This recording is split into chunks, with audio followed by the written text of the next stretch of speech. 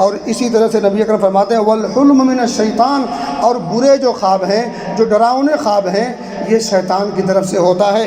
نبی اکرم فرماتے ہیں فَإِذَا حَلَمَ أَحَدُكُمُ الْحُلُمَ، تو تم میں سے جب کوئی شخص برے خواب دیکھے، یکرہہ، جسے وہ ناپسند کرے، یعنی ایسا خواب انسان جب دیکھے جو اس کو بھاتا نہ ہو، جس کو وہ ناپسند کرتا ہو، برے ہوں، ڈراؤنے ہوں، اب آداب سکھائے جا رہے ہیں۔ آداب کیا ہے؟ فَلْيَبْصُقْ عَنْ يَسَارِهِ، اپنے بائیں طرف 3 دفعہ تھکا دو، اس طرح سے، یعنی منہ سے کچھ تھوک کے آثار بھی، تھوک کی کچھ اشیاء بھی نکلیں، اس طرح سے آپ اپنے بائیں طرف 3 مرتبہ تھوکیے۔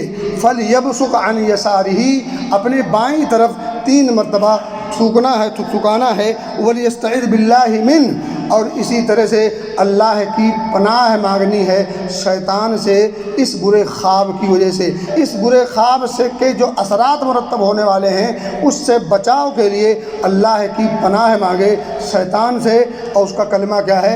اعوذ باللہ من الشیطان الرجیم۔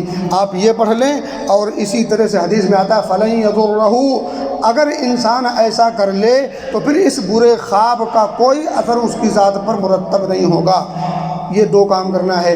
اور حدیثوں میں آتا ہے کہ ایسے موقع پر پھر انسان اپنے پہلو کو، اپنے کروٹ کو بدل لے، اگر دائیں کروٹ لیٹا ہوا ہے بائیں ہو جائے، بائیں لیٹا ہوا ہے تو دائیں ہو جائے۔ اور ایک حدیث میں آتا ہے پھر بہتر تو یہ ہے کہ وَلْيَقُمْ فَلْيُصَلِّ، اٹھے اور نماز پڑھنا شروع کر دے۔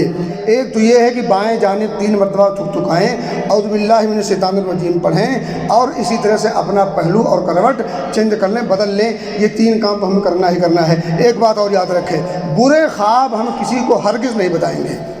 برے خواب اگر آپ دیکھیں تو اس برے خواب کو کسی کو نہ بتائیں، حتیٰ کہ اس کی تعبیر پوچھنے کے لیے کسی معبر کو بھی نہ بتائیں۔ برا خواب آپ نے دیکھا، اس کو بھلا دیجئے، اور یہ چاروں جو آداب ہیں ان آداب کو ملحوظ رکھیے۔ اور اگر اچھا خواب دیکھا ہے جو اللہ کی طرف سے ایک طرح سے بشارت ہے، تو پھر اچھے خواب کو دیکھنے کے بعد اللہ کا شکر ادا کیجیے۔